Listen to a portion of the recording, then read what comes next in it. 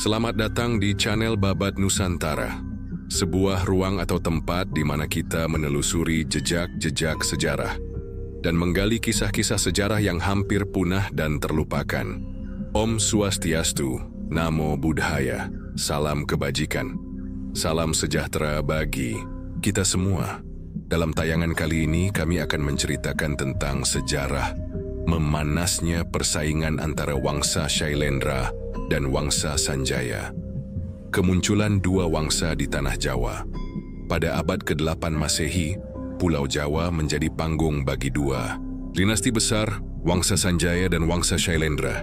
Wangsa Sanjaya lebih dulu muncul dengan pusat kekuasaan di Jawa bagian utara, membawa pengaruh Hindu Siwa. Dinasti ini didirikan oleh Rakai Mataram, yang kemudian dikenal sebagai Rakai Sanjaya.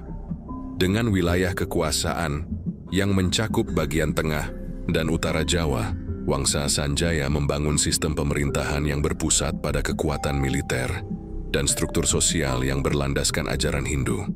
Di sisi lain, Wangsa Shailendra mulai menancapkan pengaruhnya di wilayah selatan, membawa ajaran Buddha Mahayana sebagai dasar kebudayaan dan politiknya. Perbedaan agama dan sistem pemerintahan ini menjadi faktor utama yang membentuk persaingan antara keduanya. Wangsa Sanjaya lebih menekankan pada kekuatan kerajaan yang berbasis agraris dengan tatanan sosial yang ketat, sementara Wangsa Shailendra lebih terbuka terhadap pengaruh luar, terutama dari kerajaan maritim seperti Sriwijaya. Shailendra memanfaatkan hubungan diplomatiknya dengan Sriwijaya untuk memperkuat ekonomi dan militer, menjadikannya pesaing yang semakin tangguh bagi Wangsa Sanjaya. Pada awal kemunculannya, masing-masing wangsa masih mengembangkan wilayahnya tanpa benturan langsung. Wangsa Sanjaya berfokus pada pembangunan pusat kekuasaan di dataran tinggi Jawa Tengah, sementara Shailendra lebih dominan di daerah yang lebih dekat dengan jalur perdagangan internasional. Namun seiring berjalannya waktu, kedua wangsa ini mulai menyadari bahwa keberadaan satu sama lain dapat menjadi ancaman terhadap dominasi mereka di Tanah Jawa. Ketegangan mulai muncul ketika Wangsa Shailendra memperluas pengaruhnya ke wilayah yang sebelumnya berada di bawah kekuasaan Sanjaya. Dengan kekuatan diplomasi dan dukungan dari Sriwijaya, Shailendra semakin kuat dan mulai menggeser keseimbangan kekuasaan di Jawa Tengah. Sementara itu, Wangsa Sanjaya menyadari bahwa tanpa tindakan yang tegas, mereka bisa kehilangan kendali atas wilayah strategis yang selama ini mereka kuasai. Dari sinilah benih-benih konflik mulai tumbuh, membawa dua wangsa ini ke dalam persaingan yang semakin sengit. Ekspansi wilayah dan perebutan pengaruh. Seiring berkembangnya masing-masing wangsa, wilayah kekuasaan mereka mulai saling bersinggungan. Wangsa Shailendra yang berorientasi maritim memperkuat pengaruhnya dengan menjalin hubungan erat dengan Sriwijaya, kerajaan besar yang menguasai jalur perdagangan di Asia Tenggara.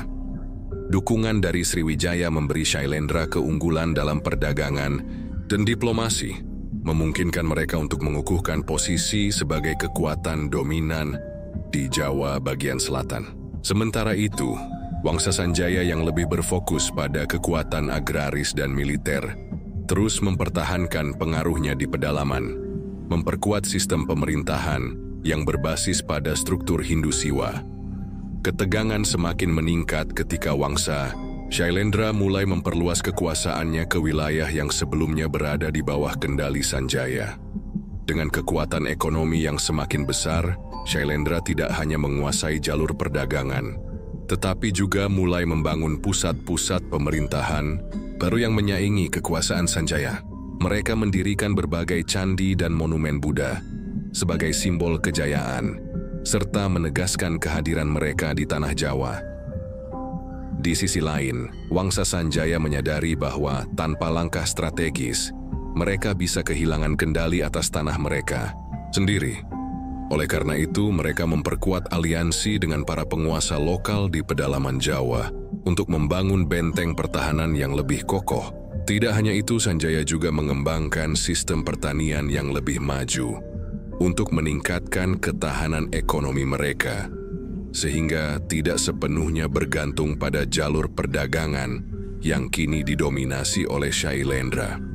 Perebutan pengaruh ini tidak hanya terjadi dalam aspek politik dan ekonomi, tetapi juga dalam hal budaya dan keagamaan. Shailendra dengan ajaran Buddha Mahayana berusaha menyebarkan pengaruhnya melalui pembangunan monumen suci dan pusat-pusat pembelajaran. Sementara itu, Sanjaya tetap teguh pada ajaran Hindu Siwa dan memperkuat tradisi keagamaan mereka dengan mendirikan tempat-tempat ibadah yang monumental. Kedua wangsa ini terus berupaya menunjukkan superioritas mereka, membuat ketegangan semakin meningkat dan persaingan berubah menjadi konflik terbuka yang tidak terhindarkan. Awal konflik dan ketegangan politik. Ketegangan mulai meningkat ketika wangsa Shailendra menunjukkan ambisinya untuk menguasai Mataram, wilayah yang sebelumnya berada di bawah kendali wangsa Sanjaya. Mataram merupakan pusat pemerintahan yang strategis tidak hanya karena letaknya yang berada di jantung Pulau Jawa, tetapi juga karena kesuburan tanahnya yang menjadi sumber utama pertanian dan ketahanan ekonomi. Penguasaan atas Mataram berarti kendali penuh terhadap Jawa Tengah, menjadikannya sasaran utama bagi kedua wangsa yang bersaing ini. Wangsa Shailendra, yang mendapat dukungan penuh dari Sriwijaya, semakin berani dalam memperlihatkan kekuatannya. Sriwijaya, sebagai kerajaan maritim yang mengendalikan jalur perdagangan internasional, memberikan keuntungan besar bagi Shailendra dalam aspek ekonomi dan diplomasi. Dengan pasokan sumber daya yang melimpah dan akses terhadap teknologi maritim serta militer, Shailendra memiliki kekuatan lebih untuk memperluas pengaruhnya ke wilayah yang lebih dalam di Pulau Jawa. Di sisi lain, wangsa Sanjaya berusaha mempertahankan pengaruhnya di Mataram dengan berbagai cara. Mereka mengandalkan jaringan aliansi dengan para bangsawan lokal serta kekuatan militer yang telah lama dibangun untuk menjaga stabilitas di daerah pedalaman. Namun, posisi mereka semakin terdesak ketika Shailendra mulai menguasai jalur perdagangan dan membangun pusat-pusat kekuasaan baru di sekitar wilayah Mataram. Hal ini menyebabkan terganggunya kestabilan ekonomi Sanjaya karena akses mereka terhadap sumber daya dan perdagangan mulai dibatasi. Persaingan antara dua wangsa ini tidak hanya terjadi dalam aspek politik dan ekonomi, tetapi juga dalam kebudayaan dan keagamaan. Shailendra yang berpegang teguh pada ajaran Buddha Mahayana mulai mendirikan banyak vihara dan candi sebagai simbol kejayaan mereka. Di sisi lain, wangsa Sanjaya tetap mempertahankan warisan Hindu Siwa dan berusaha mengimbangi pengaruh Shailendra dengan membangun tempat-tempat ibadah Hindu yang megah. Pembangunan ini tidak hanya sebagai wujud keagamaan, tetapi juga sebagai pernyataan kekuatan dan legitimasi masing-masing wangsa atas tanah Jawa. Ketegangan antara dua wangsa ini semakin terasa ketika Shailendra mulai mengambil langkah agresif dalam menancapkan dominasinya. Beberapa sumber sejarah menunjukkan bahwa dalam periode ini terjadi infiltrasi politik, di mana pendukung Shailendra mulai mendapatkan posisi penting dalam pemerintahan Mataram. Hal ini semakin memperlemah pengaruh wangsa Sanjaya, yang mulai kehilangan pijakan di pusat kekuasaan. Meskipun belum terjadi perang besar secara terbuka, persaingan antara Shailendra dan Sanjaya semakin mengarah pada konfrontasi langsung. Mataram menjadi ajang perebutan yang penuh intrik dan strategi politik, di mana kedua wangsa saling mencari celah untuk menjatuhkan satu sama lain. Dengan situasi yang semakin tegang, perpecahan di dalam kerajaan menjadi semakin nyata, membawa kedua wangsa ini ke ambang perang yang tidak dapat dihindari. Perebutan Mataram dan titik balik kekuasaan, puncak persaingan terjadi ketika wangsa Shailendra berhasil merebut Mataram dari wangsa Sanjaya. Dengan dukungan penuh dari Sriwijaya, Shailendra menggunakan strategi diplomasi dan kekuatan militer untuk mengambil alih pusat kekuasaan ini. Mataram, yang sebelumnya menjadi jantung pemerintahan Sanjaya, jatuh ke tangan Shailendra, memaksa para penguasa Sanjaya untuk mundur ke wilayah pedalaman. Keberhasilan ini menandai dominasi Shailendra dalam politik Jawa. sekaligus menunjukkan keunggulan mereka dalam mengelola hubungan internasional dan strategi militer. Penaklukan Mataram bukanlah peristiwa yang terjadi secara tiba-tiba. Wangsa Shailendra telah lama memperkuat posisinya melalui pembangunan candi-candi Buddha yang megah, serta pengaruh budaya dan ekonomi yang semakin kuat. Dengan menjalin hubungan erat dengan Sriwijaya, mereka berhasil menguasai jalur perdagangan yang menjadi sumber utama ekonomi Jawa. Dominasi di sektor ekonomi ini perlahan melemahkan posisi Wangsa Sanjaya, yang bergantung pada pertanian dan dukungan dari elit lokal. Namun meskipun kehilangan Mataram, Wangsa Sanjaya tidak serta-merta runtuh. Mereka mulai menyusun strategi untuk merebut kembali kedudukan mereka. Salah satu langkah utama yang diambil adalah memperkuat hubungan dengan para pemimpin lokal di pedalaman, terutama mereka yang masih setia pada ajaran Hindu Siwa. Wangsa Sanjaya juga mulai membangun kembali kekuatan militer mereka, mengumpulkan pasukan dari daerah-daerah yang masih berada di bawah pengaruh mereka. Selain itu, Wangsa Sanjaya juga menggunakan strategi pernikahan politik untuk kembali mendapatkan pengaruh di Mataram. Salah satu langkah yang paling menentukan adalah pernikahan antara Rakai Pikatan, seorang pangeran dari Wangsa Sanjaya, dengan Pramoda Wardani, putri dari Wangsa Shailendra. Pernikahan ini bukan sekadar penyatuan dua keluarga kerajaan, tetapi juga bagian dari strategi besar untuk mengembalikan kekuasaan Wangsa Sanjaya di Mataram. Meskipun berhasil merebut Mataram, Wangsa Shailendra mulai menghadapi tantangan dari Dung Dalam. Seiring waktu, hubungan mereka dengan Sriwijaya mengalami ketegangan yang mengakibatkan melemahnya dukungan dari kerajaan maritim tersebut.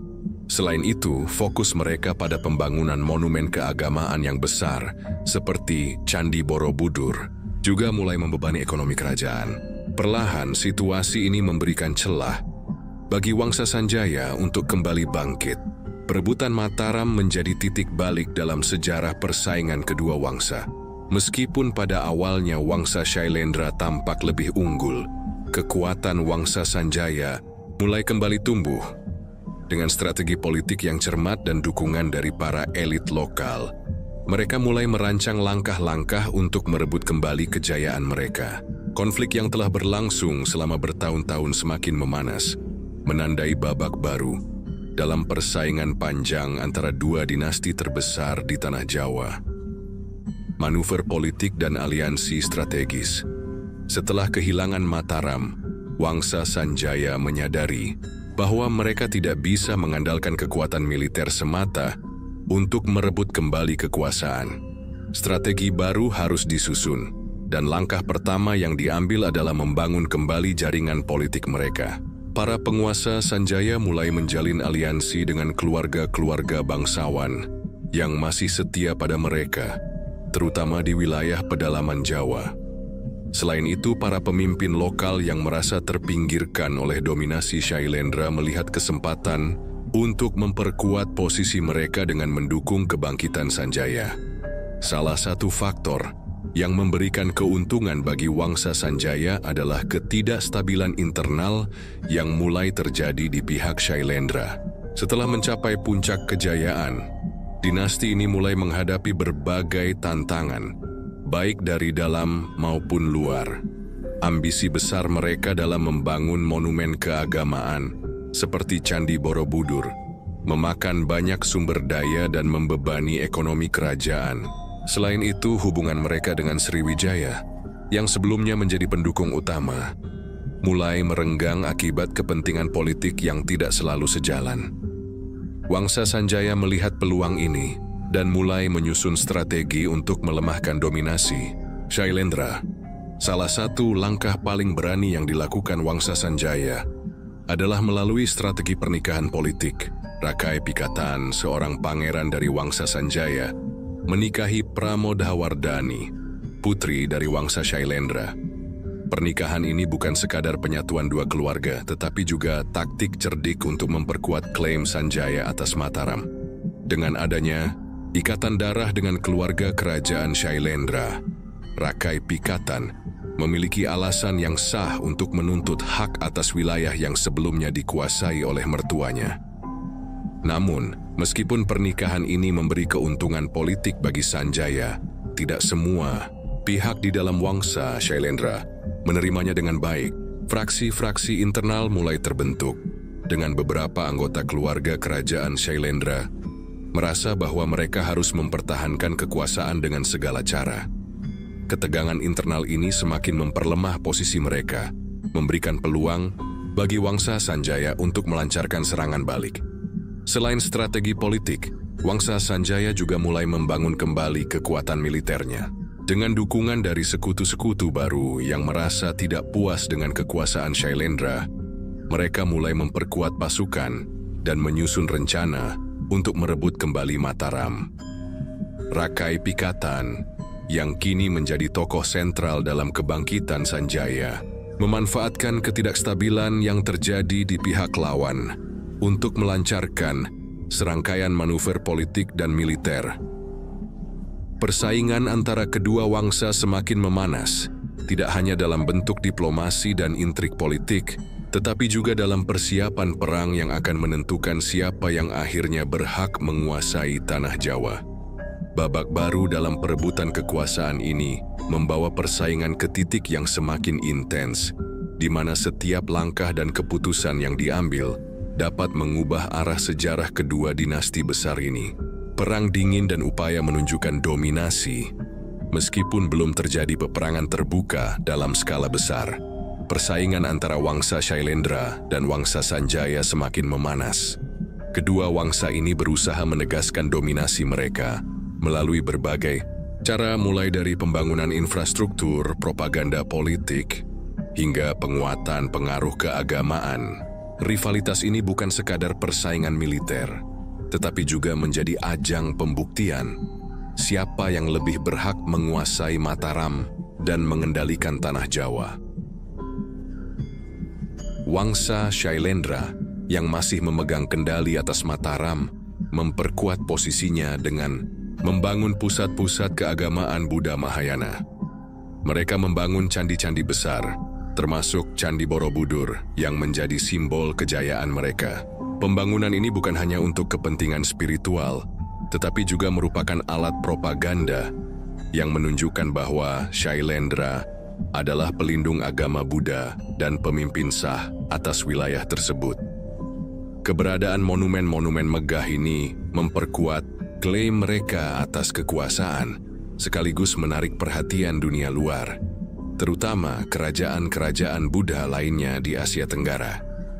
Di sisi lain, Wangsa Sanjaya yang mulai bangkit kembali dari keterpurukan tidak tinggal diam. Meskipun belum mampu merebut kembali Mataram secara langsung, mereka memperkuat pengaruh mereka dengan membangun pusat-pusat keagamaan Hindu Siwa. Mereka juga mulai memperkenalkan sistem pemerintahan yang lebih stabil di wilayah pedalaman yang masih mereka kuasai. Salah satu strategi utama mereka adalah membangun aliansi dengan para pemuka agama Hindu dan memperkuat hubungan dengan masyarakat agraris yang masih sangat bergantung pada sistem sosial dan ritual Hindu. Selain pembangunan, budaya dan keagamaan, persaingan ini juga berlangsung dalam ranah politik dan militer. Kedua wangsa terus memperkuat pertahanan mereka, mengumpulkan pasukan, dan membangun benteng-benteng di titik-titik strategis. Meskipun belum ada perang besar yang pecah, ketegangan semakin terasa di berbagai wilayah. Agen-agen politik dari kedua belah pihak aktif melakukan infiltrasi untuk mencari informasi dan mempengaruhi para bangsawan serta pemimpin lokal. Gene Wangsa Sanjaya yang lebih fleksibel dalam pendekatan politiknya berhasil mendapatkan dukungan dari beberapa wilayah yang sebelumnya dikuasai Shailendra. Selain itu, propaganda politik juga menjadi senjata utama dalam perang dingin ini. Wangsa Shailendra menggunakan hubungan mereka dengan Sriwijaya untuk menyebarkan pengaruhnya melalui jalur perdagangan, memperkuat citra mereka sebagai pemimpin yang sah.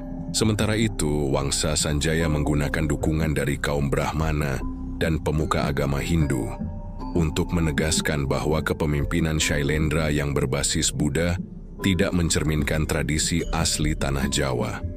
Rivalitas yang semakin tajam ini memperlihatkan bahwa perang besar hanya tinggal menunggu waktu.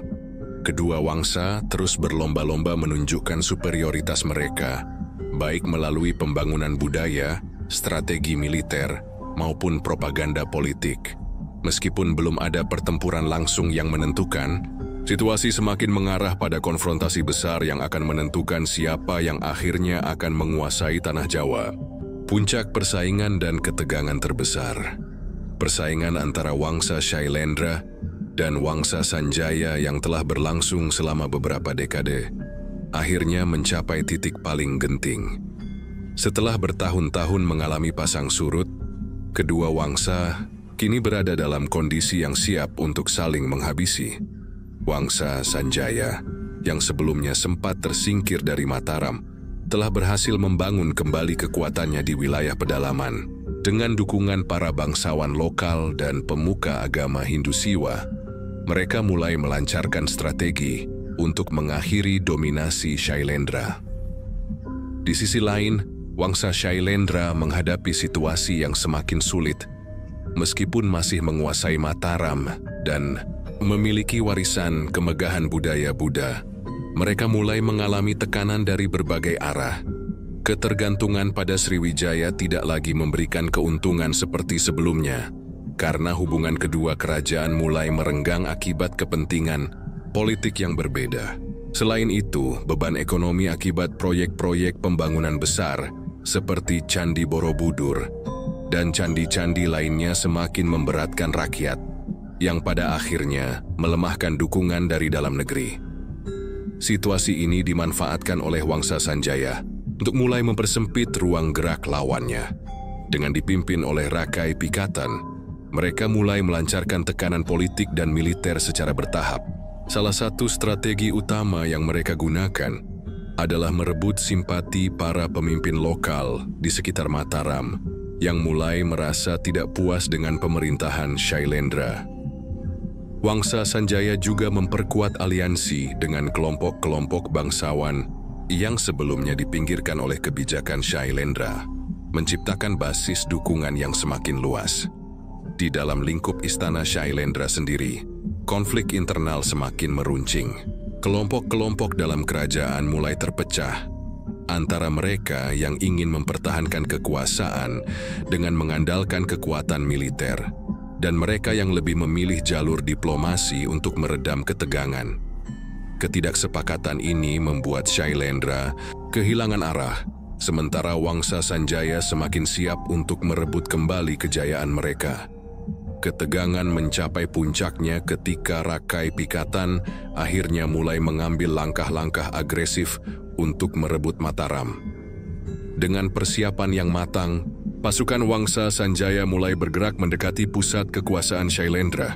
Tidak hanya menggunakan kekuatan militer, mereka juga memanfaatkan strategi diplomasi dengan menggalang lebih banyak dukungan dari para pemimpin lokal. Di sisi lain, Wangsa Shailendra yang semakin terdesak berusaha mempertahankan wilayah mereka dengan sisa kekuatan yang ada. Namun ketidakstabilan internal dan berkurangnya dukungan dari rakyat membuat posisi mereka semakin sulit. Dalam kondisi yang penuh ketegangan ini, kedua wangsa berada dalam kondisi siaga penuh, menunggu momentum yang tepat untuk menentukan siapa yang akhirnya akan menguasai tanah Jawa. Peristiwa ini menjadi titik puncak dari persaingan panjang antara Wangsa Shailendra dan Wangsa Sanjaya. Setelah bertahun-tahun berusaha saling mengalahkan melalui berbagai cara, dari strategi politik hingga propaganda budaya, kini keduanya berada di ambang pertempuran yang akan menentukan siapa yang berhak atas Mataram dan dominasi di Jawa. Sebuah babak baru dalam sejarah Nusantara akan segera dimulai, di mana hanya satu wangsa yang akan bertahan dan mengukir namanya sebagai penguasa sejati. Akhir pergolakan dan konsolidasi kekuasaan. Setelah bertahun-tahun mengalami ketegangan politik, intrik diplomasi, dan manuver militer, persaingan antara Wangsa Shailendra dan Wangsa Sanjaya akhirnya mencapai titik akhirnya. Dengan strategi yang matang serta dukungan dari berbagai pihak, Wangsa Sanjaya di bawah kepemimpinan Rakai Pikatan berhasil merebut kembali dominasi atas Mataram. Keberhasilan ini bukan hanya menandai berakhirnya supremasi Wangsa Shailendra di tanah Jawa, tetapi juga menegaskan posisi Wangsa Sanjaya sebagai kekuatan politik yang lebih unggul dalam sejarah kerajaan Jawa. Rakai Pikatan memainkan peran penting dalam mengamankan kekuasaannya setelah berhasil mendapatkan dukungan dari kelompok-kelompok bangsawan yang tidak puas dengan kepemimpinan Shailendra. Ia memanfaatkan kelemahan lawannya untuk melakukan serangan yang lebih terencana. Dengan pasukan yang kuat dan dukungan politik yang solid, Rakai Pikatan melancarkan kampanye militer yang sukses mengguncang pertahanan Shailendra. Kemenangan Wangsa Sanjaya tidak hanya terjadi di medan pertempuran, tetapi juga melalui strategi politik yang cerdas. Pernikahan Rakai Pikatan dengan Pramodha Wardani, putri Wangsa Shailendra, memperkuat klaimnya atas tahta Mataram.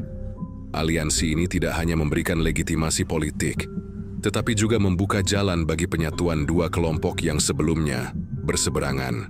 Namun, meskipun pernikahan ini mencerminkan rekonsiliasi simbolis, kenyataannya kekuasaan Wangsa Shailendra di tanah Jawa terus melemah seiring waktu. Setelah kehilangan kendali atas Mataram, sebagian anggota Wangsa Shailendra diperkirakan berpindah ke luar Jawa, memperkuat hubungan mereka dengan kerajaan Sriwijaya di Sumatera.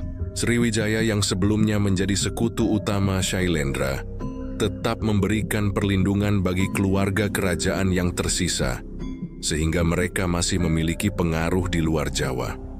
Beberapa sumber sejarah menunjukkan bahwa beberapa anggota Shailendra mungkin juga terlibat dalam pemerintahan Sriwijaya di masa berikutnya, mempertahankan warisan mereka dalam bentuk yang berbeda. Di sisi lain, Wangsa Sanjaya mulai melakukan konsolidasi kekuasaan untuk memastikan stabilitas kerajaan. Setelah melalui masih pergolakan yang panjang, pemerintahan baru ini berfokus pada penguatan struktur politik, ekonomi, dan militer. Mereka tidak hanya mempertahankan warisan budaya Hindu Siwa yang telah menjadi ciri khas mereka, tetapi juga mengadopsi beberapa elemen dari tradisi Shailendra untuk menciptakan harmoni di dalam masyarakat yang masih memiliki pengaruh Buddha yang kuat. Salah satu peninggalan terbesar dari periode ini adalah pembangunan Candi Prambanan yang menjadi simbol kemenangan dan kejayaan Wangsa Sanjaya.